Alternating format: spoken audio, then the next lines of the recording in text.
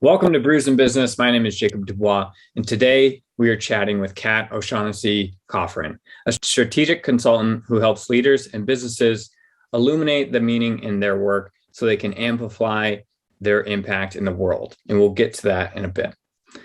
Kat's business is called Captivating Consulting, which helps leaders and companies build strategies and brands that are inspiring so that they can increase their impact and outcomes. Kat, welcome to Brews Business. Thank you. I am so excited to be here. Thanks for having me. I am so excited to have you. So before we start with the questions, we always test the brew. So if you don't mind going first, sharing what you have. All right. So this is a counterculture coffee from PK, just down the road from me in Stowe, Vermont. And I feel like I need to show the cup because in case anyone's not familiar, PK has this custom made. It's actually the wallpaper in their recently redone facility here in Stowe. And it's custom for Vermont. So super cute and very cool, even though I should not be using paper cups, but I wanted to showcase that. So they use counter. Go ahead.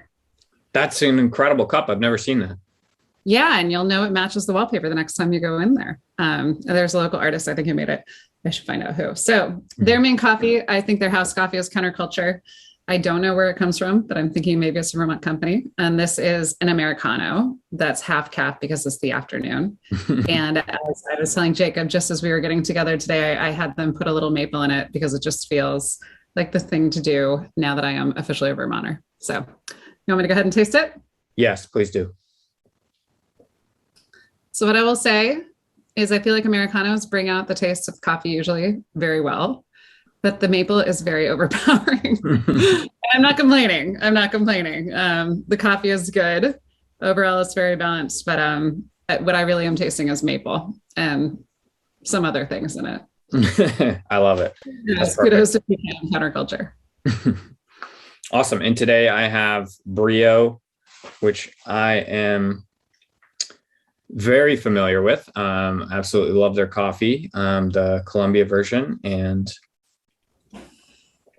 I got it from Scout and Winooski. Shout out Scout. They always do a fantastic job.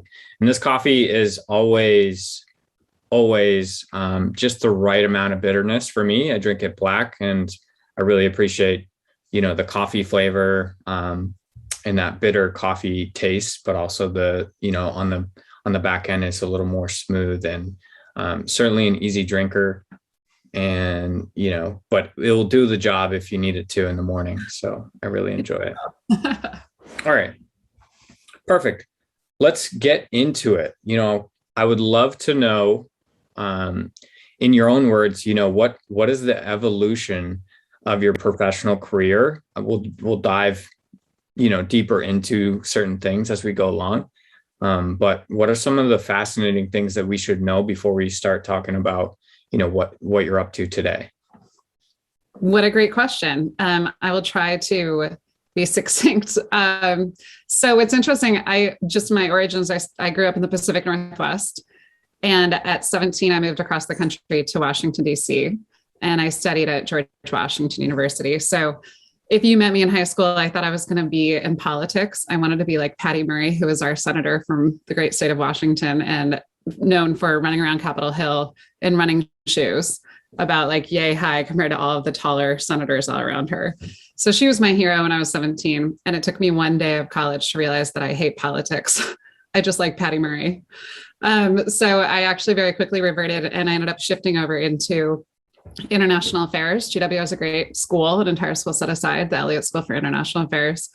And I think for anyone who really is interested in context, like understanding the why things are the way that they are, especially particularly complex things, it's easy to fall in love with international affairs because it's all about understanding the broader context and how we kind of come in and the way that things are today. So I ended up studying international development. That was my focus. And I really liked that because it brought together finance and economics, which are very much kind of framework driven fields of study, both quantitative and qualitative, and also anthropology, sociology, and history, which really together gives you a lot of different nuanced ways of thinking about context and why the world is the way it is. And so in undergrad, I had 9 internships in DC. I really took advantage of being in the city. I was extremely driven, like many of the students I went to school with. I studied in Cape Town, South Africa, and studied public policy in the form of how it was unfolding in real time in the classroom in South Africa, looking at their new constitution and how they were handling things like teaching about HIV and AIDS in a country where it was still very taboo. And I really loved all that. So right after undergrad, the day after I graduated, I started working for a USAID public health policy project that took me to sub-Saharan Africa. And I was there for a couple of years. And then I had a bit of a redirect, and I ended up making a jump from something that felt very kind of ethereal and out here in terms of theoretical policy. And I wanted to get into the private sector because when I was in East Africa and South Africa in particular, I really saw at that time how much the private sector was driving real change in the world. And I realized that my heart was not necessarily in government work, but I wanted to go work with business and see if I could change the way that businesses were wielding their control and impact on the communities where they work.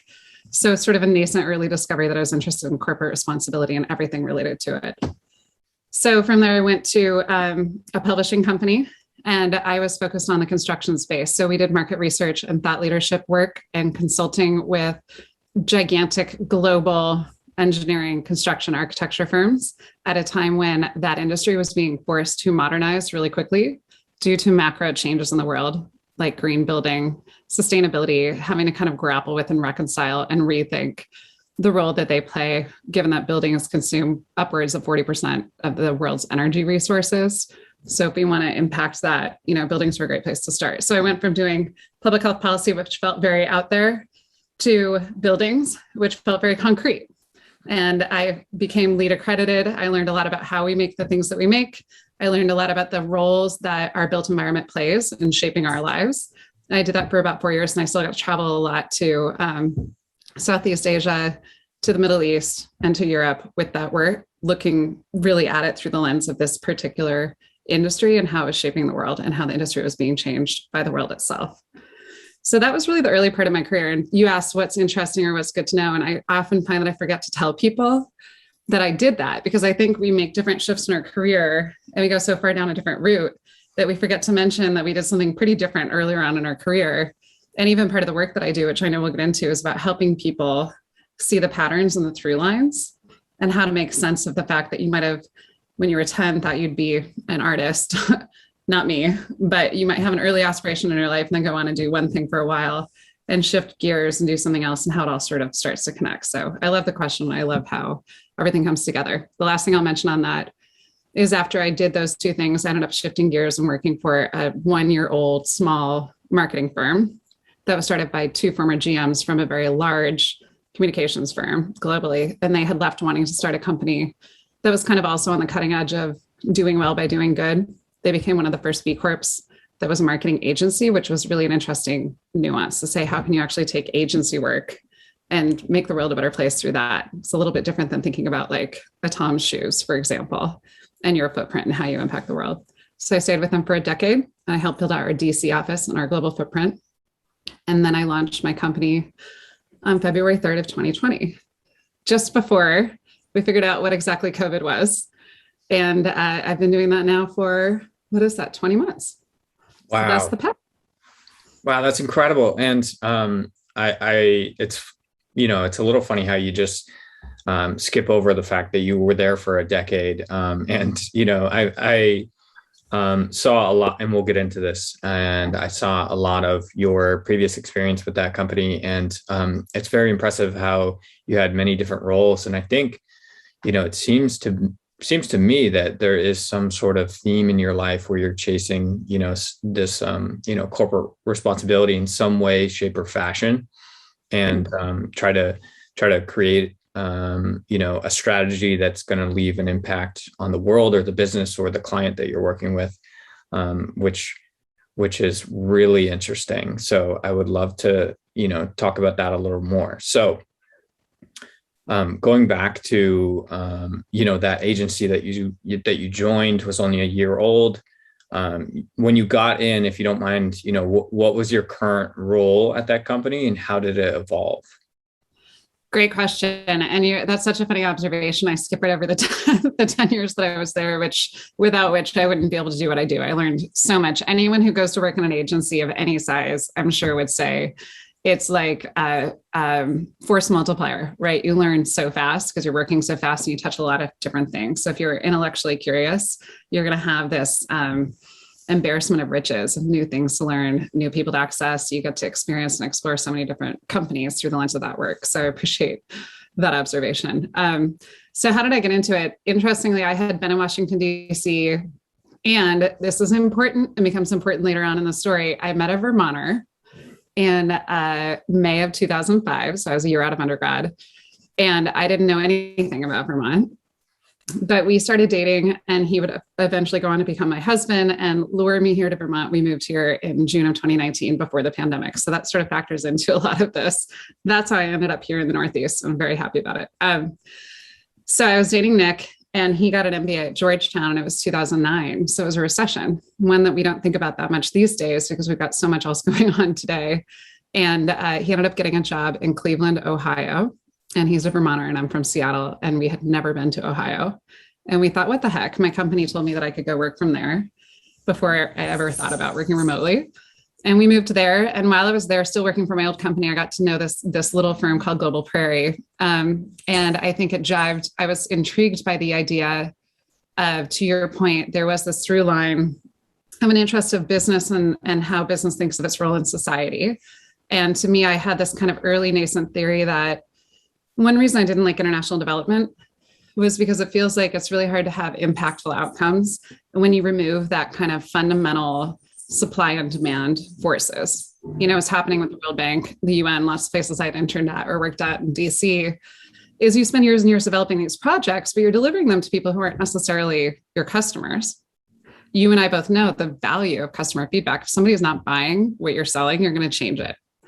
But in international development, how could you expect people to sort of buy your good or service or change their behavior or do something new and differently if they weren't necessarily asking for it? So what I really wanted to better understand was how the private sector operated. And I got a little bit of that in the global construction work that I did. But when I happened upon Global Prairie, first of all, I went because they had renovated an old warehouse right on the lake, on Lake Erie. And I went because I wanted to see the building. I had become completely fascinated by buildings and the way that beautiful spaces, renovated spaces can make us feel. So I really just wanted to go see the office. And then I learned a little bit about what they did, and I loved their values and what they stood for, and this idea of giving back and doing well by doing good. But the thing that I often reflect on is at the time I had another job offer to join a company that was excellent at doing GRI, Global Reporting Initiative, consulting for large companies. So helping companies really do the nitty gritty work of sustainability, of auditing and calculating their carbon footprint so that they can improve it. And I kind of felt like that was the path I should go down, but there was no passion in it. And then over here, you had Global Prairie, which is a creative space. And I'd never considered an agency or marketing or communications really. But I think I fell in love with the fact that there was this extra energy and passion. And that is definitely something that I see as a consistency when you were reading my language for my intro. It does feel like people want to believe in and get excited about and be passionate about what they're doing. And we can't achieve sustainability, or we can't even change the world if people aren't, inspired by why it matters or connected to that deeper purpose. So when I look back at that nexus, that moment of jumping into the agency world, I was attracted by the heart and the passion, as well as the intellectual piece of it. So the reason I ended up getting the job, coming in never having thought that I would work in an agency, is they had just won a project with a glass manufacturer that was trying to figure out what to do about Walmart's impending sustainability index that was going to require everybody to disclose the carbon footprint of all the materials in their supply chain. And Walmart was trying to figure out, or the glass industry as a whole was trying to figure out what to do about this, because they had been kind of painted as being, the worst for the environment by the plastics space. So the issue was complex. Going back to what I studied in undergrad, it was fascinating and it was a challenge. It was going to require a stroke of both data and science and also some creativity to kind of find the heart and the passion to help them reassert themselves and understand how to take control of this position. So I was really interested in the opportunity and the topic. I came in as an account executive, and I essentially ran that project with that global client. And it was very familiar to the work I'd been doing, working with architecture and engineering firms before, sort of B2B, kind of old school industry is facing change. Wow. And I I think I'm picking up a theme here. I think it sounds to me that, you know, on a small level, you found out that, maybe the nitty gritty of changing an industry and enacting things is more than just providing a solution or a path or a strategy. You need to, collect some sort of buy-in, AKA, market the strategy around certain people, so that other people can get, in on that strategy and have more of an impact. Because otherwise, we see this all the time where somebody has a solution or a new invention, et cetera, et cetera. But if no one's doing the work to, convince people to make the change or, adopt a new, form of fuel or, whatever it may be, then we're just going to have this invention, sit on the sidelines, or, nothing's actually going to change because no one will adopt it. And so it seems like you were working, correct me if I'm wrong, but you were working in, more in on the innovative strategies. And then you wanted to kind of take the other side of the coin of, the marketing creative aspect. And yeah, that I'm really impressed that that's what you took from everything I just said, because it's very true and very astute. What you're actually getting to is why I ended up falling in love in the 10 years I was at that firm, particularly with brand strategy. So we were full service. I often kind of do this because I can think of it as a value chain of like what's upstream. Marketing is one of my least favorite words. I have a lot of least favorite words. Marketing is one of them because it's so meaningless, right? When I started my own business, I was very thoughtful about, I can't use the word marketing because then I'm leaving it up to everybody else to interpret it however they want. And that's really not an accurate term, but we struggle with this in our industry, right? Marketing as a space needs to be, I joke that rebranding needs to be rebranded and marketing needs to be rebranded. So if you think about kind of the spectrum, businesses come in and they say, here's, what are we trying to do? To your point, whether it's an organization trying to drive behavior change or a company trying to sell a product or anything in between. And where I get really excited is the top half, the upstream piece of that, the problem solving of saying, okay, so what's the challenge? What data do we have going out and doing the data, the research itself, the analysis?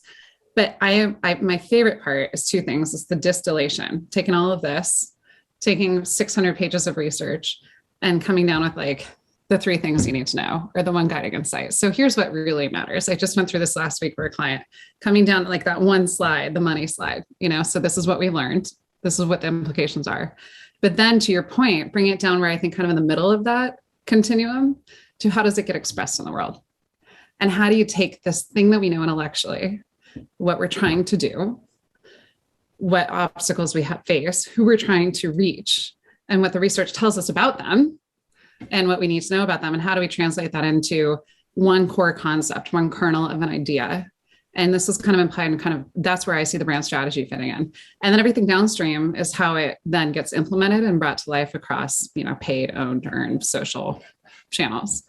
And that stuff is not my strong suit. I really get excited about the strategy and that through to the expression creatively. And that's why I've landed on brand strategy, because those are sort of how those things live together. And where it sings for people, I do a lot of strategy consulting, but where it really sings is when they connect with it emotionally. So one thing I actually really love to do, you just made me think about some of my favorite projects are helping companies who are going through massive change management all around us every day. That's like every company these days. And a lot of times they know intellectually what they need to do and why, but you can use the same principles of brand strategy to find that heart, find that core theme, that essence, that purpose in a lot of cases, and bring it forward and give it that emotional connection because, what is it, 80 or 90% of the decisions that we make are made by the part of our brain that controls our emotions. And we're all sitting here fiddling with the logic and the data. We forget about that human connection. And I think that's why one reason early on in my foray into sustainability, I loved green building and I could talk about it forever. But it wasn't until I connected with it emotionally as well as intellectually that I was able to understand it. So how do you kind of create that synonymous experience in anything else you're doing? That at the end of the day is what brand strategy is. Yeah. And I honestly haven't really thought about it that way. And so it's super helpful to hear you explain it so eloquently and kind of share how somebody would be able to, when you stare at a brand strategy, whether it's yours or somebody designed it for you or whatever, you may just not feel it, but it seems like you figured out that you need to connect people emotionally to that brand strategy through your work. And in order for them, and what that does is it makes them believe it more, meaning, and how that gets out into the world is if they believe in that, brand strategy, they're going to share more, post more, they're going to put more time and effort into that strategy. Whereas, I imagine a lot of people have strategies done for them and maybe they just don't love them or whatever. And it just gets, it sits on the sideline. So I want to know, you've worked for this agency for quite a while. And then, at some point you wanted to start your own business. Was there a certain reason, or were you trying to establish did you feel like somebody else wasn't doing something specific and you wanted to start a new business to do that? That's a great question. And interesting the way you phrase that. I've been examining this a lot in the work that I do lately and asking people about the moment that things changed for them. And one thing I just observed last week, it was like you see a pattern enough and then suddenly it clicks in and you actually can verbalize it. And what I've started to notice is when people talk about massive changes in their life and their professional life in particular, because of course the two come together, there seems to be sort of a moment of realization that you're on the path. But oftentimes, or that the change is coming, or the commitment to the change, because we can kind of spend forever thinking, I'd like to do something a little differently, but I don't know which of these levers to pull. I was in DC. Life was expensive. My husband and I both traveled all the time. We had to rely on nannies. I got stuck in so many cities and I'd have to call and make sure that someone could come get the dog and make sure that someone could stay with the kids, and all of that. If one of us got stuck in a different place, sometimes a different country. One time we ran into each other at the same airport and didn't even realize that we were both coming through Reagan Airport at that time.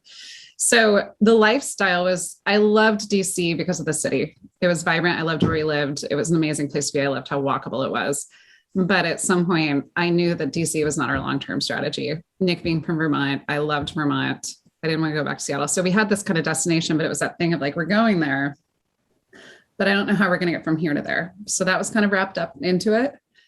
But the moment for me, but getting back to what I was saying earlier, I noticed for a lot of people, there can be a moment of clarity and then it might take a year or two before you do the thing.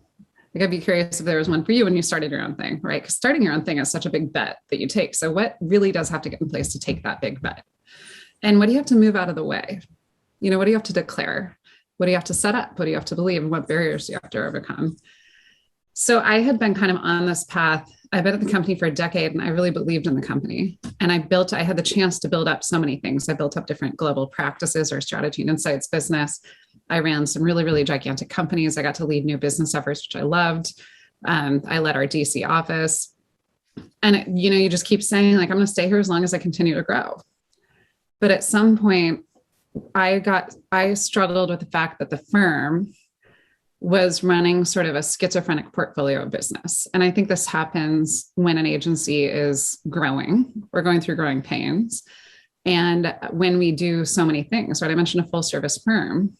So that means that not every person is interchangeable. Staffing projects becomes really hard. We had some really, really large engagements, multi-million-dollar a year that had tons of people in them that you're billing by the hour. And the stuff I was doing was very project-based, where the value is in the margin and you're delivering higher perceived value. Both of them serve the business, but I really wanted to experiment and find different ways to do what you and I were just talking about, that purpose and that brand strategy. And eventually I realized that the agency wasn't in a position to kind of experiment the way that I wanted to experiment. So it was less that, yes, did I think there was something in the market that probably wasn't being served? A little bit. But one thing I spent a lot of time working with personal branding clients on is to resist the urge to spend too much time focusing on that white space, which is a little hypocritical because with my corporate clients, that's definitely what I focus on. But as a person, especially when you're going out and starting your own business, that matters, but it's really about where am I going to be able to, what are the circumstances that are going to allow me to be the best version of myself more often?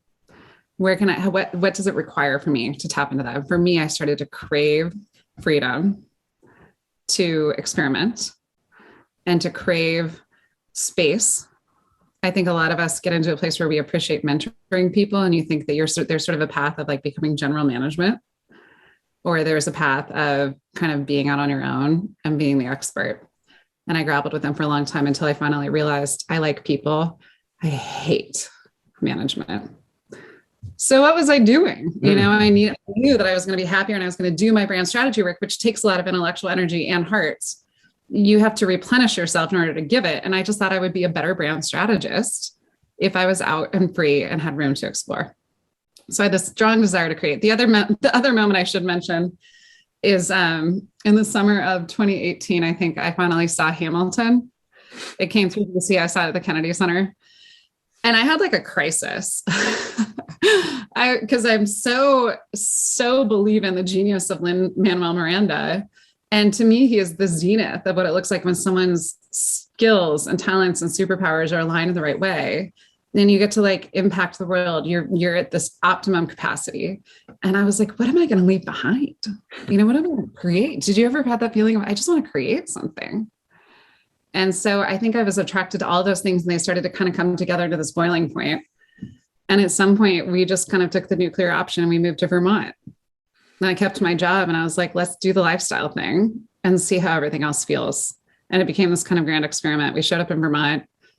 I lasted 6 months traveling out of B2B, going all around the country and getting, I think 90% of the trips that I took got delayed or canceled in that time. And I was like, I can't do this. And so it was time. I went out on my own and I launched my business. That was kind of how it all came together. And then as I've gotten started finding the magic, finding the opportunity to apply what I do when I'm in my zone, to meet the white space is important. But I really feel like it's almost a false comparison to say that people like you or me who are kind of on our own or running smaller size businesses, we're almost not even competing with the big guys. It's not even there's so much business out there that it's really just about building the relationships. That's so much more, I feel like, when you're operating at this level, what it starts to be about. But maybe that's just from my little vantage point of the kind of business that I do. Yeah, no, I completely agree. And I think the abundance of business available is just unreal. And so many people that are not getting the help that we provide keeps me positive, you know, whenever I'm feeling down about, you know, a sales deal that fell through, this or that. I just keep thinking, how many people need what I provide and what you provide and are just not talking to people like you or I. And it's, you know, really wild to find, and I'm sure it seems like you have found some of these scenarios with your clients where you just mesh so well and you get fired up and excited about what they're doing and how you could potentially help them, that you strike a deal and you start working on their account. And that's one of the benefits of doing something that you or I do is, you know, you get so intimate with some of these clients. You get to understand a lot about their business and their current strategy and where they want to go, and also examine some of the things that are like happening in their life, you know, why they may want to, have a new strategy, and also happening in the business. You talked a lot about, you know, being really involved in business change. And I think those things are really interesting. And sometimes they're super emotional. Sometimes they're very strategic. You know, there's all these different things going on. And for someone like you, that's, you know, really talented at teasing out what's going on and, you know, where we need to go, can be very helpful. And so I want to ask something that's a little interesting. You know, why do you believe brands are so important? That's a great question. I mean, as I mentioned earlier, I already have a mixed relationship with the idea of a brand, but a couple of ways I would answer that. One is when I think about sort of some of these, I keep using this word through lines or patterns that you're even observing as well. One of my key interests has always been around identity. What makes us who we are? And the reason purpose came up in my work a lot early on when I was still at my former firm was because what I started to realize is that companies were presenting with what they thought were their challenges, right? They were like, we need a new strategic plan, or we need to achieve X, we need to sell more of Y. And at the end of the day, one of the main things that was always missing, or one of the grounding conversations that unlocked it for them, was to go back to that just really basic, but super important and increasingly important question of why does the world need what we offer? And who exactly are we? And I think you can look at that question on the corporate level, and you can look at it on the personal level, which is why when I launched Captivating, I decided to just experiment. And I wanted to do something. I didn't want to rebuild the firm I came from. I wanted to have leeway to build something different. And I didn't want to be a freelancer. I wanted to create something, like I mentioned. So I was like, what is this going to be? I just got to figure it out enough to get out into the world and then see what jives, see what resonates. So I went with corporate branding, or brand strategy for companies and people. And the thing that took off immediately was the personal branding, because I think it was just the right moment, the right time. I kind of hit a nerve. But the reason that I offered it was not only because the frameworks are actually quite similar for how you would answer those questions about a company and a person. And I'd been kind of essentially using my tools as a brand strategist on myself to help define my business. But when I left my old firm, I had at that point been through gazillions of internships and 3 pretty long-term jobs. And I was stunned by how little I felt like I knew about who I really was. Absent those firms, I had a full-on identity crisis. I have 2 children. I'm married. I have 2 dogs. I know a lot about myself. I know where I come from. But professionally, everything had been wrapped up in these companies I'd been with for so long that all the same questions I see my companies that I work with grapple with were the same thing that I found. What is my purpose? If I do one thing, what do I want to leave behind? And it was shocking. I often joke that if you talked to me in the few months before I left my job, I would say to anyone who would listen, I just need some space. Like, I just want some space to explore and to experiment and just see what takes. And I got the space, but what I felt like was I was in outer space. I felt untethered, unmoored, and I felt like I didn't know who I was without like the backing of a company. So the reason I share that is, for me, why are brands important? I think it comes back to that combination of emotional and intellectual connection, which is what we know it takes to get people to understand, right? We talk a lot about storytelling for that reason, because storytelling actually changes your brain. I was reading a stat the other day that they've mapped people listening to a story. And for the time that they're listening to the story only, the mind of the audience mirrors the mind of the speaker. Like, that's how much it actually has the power to change our brains. I think brands have the same thing. Anything that allows you to bring together intellectual data and information or concept with emotions allows you to kind of peek and get into somebody in a different way. But there is a subset of the questions I think we all grapple with, which is identity. Who am I? What do I stand for? And why does it matter? And that's why I think it really matters. When I think about why my work is important to me, I think it's because at the end of the day, we all want to look back on our life and feel like we knew who we were, we knew what we stood for, and we know what we're leaving behind. And in order to do that, you have to do the work to spend time and figure out, how hard it is. It's one thing to have an experience and to know things or learn things. It's another thing to figure out how to take that out of you, distill it, and present it to the world, as knowledge or a point of view. It's the same thing with your identity. And then the last thing I'll say is the other thing about a brand, especially on the personal side, but I think you could say for corporate too, is that it's the very best tool. A brand is the sum total of every action, every behavior, every word. That's what builds up your brand, right? It's the visuals, but it's all of the things that we do that makes people trust us and believe in us consistently as people and as companies. And so it becomes the single most valuable asset for a lot of us that encapsulates what we're working on every single day. Every time you post on LinkedIn, every time you post one of these podcast episodes, it just adds to the proof points of you exhibiting what you stand for and who you are and what you believe. And I think that especially in today's environment, people are really craving that. It gives them more meaning,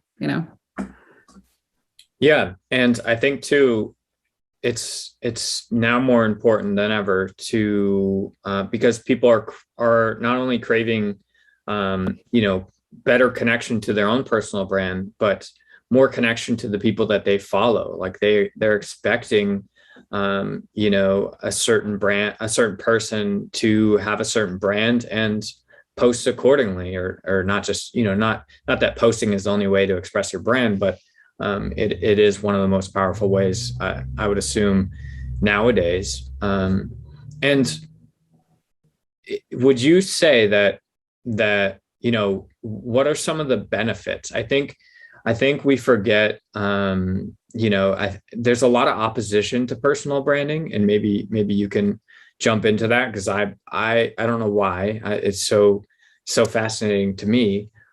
It just seems like it makes sense for almost anyone to be at least doing some brand work, on some, in some consistent manner, in order, if whatever they're doing, they want to accelerate, right? Whether they're an auto mechanic, or someone like us that's a consultant, or what have you, that it just makes sense, even if you're completely confident in your job, and say you're an engineer and you're doing really important work, and you don't see yourself going off on your own, or whatever. There's so much value in building a brand even around that. I'm just wondering if you've picked up on some sort of this opposition, and maybe too, why is it important to have a more outward facing brand? Yeah. So yes, you're hitting on one of my hot button topics right now. And again, I think that the broader topic of identity is one of the reasons that I find all of this compelling. I see the personal brand as kind of a subset or a tool that is important to us because identity matters, and knowing who we are and what matters to us, because we want other people to understand who we are and what matters. Again, whether you're a mechanic and you're, selling your services, or you're a person and you're trying to get to a different place in life. So one thing that's really interesting, I was just looking back the other day, again, kind of assessing the patterns and what I've learned in my work. And I've probably spoken with a couple 500 people at this point in the last 20 months about personal branding. And what I've started to observe over that time is there's a few things that people need or want that a personal brand can help them achieve. So one of the first things I do is I try to articulate an objective, so that because you and I both know, like any good strategy, a brand without an objective is completely pointless, because you don't know if it's working. But I think it's an interesting sort of way to flip your question and say, well, why are people coming to this when they are?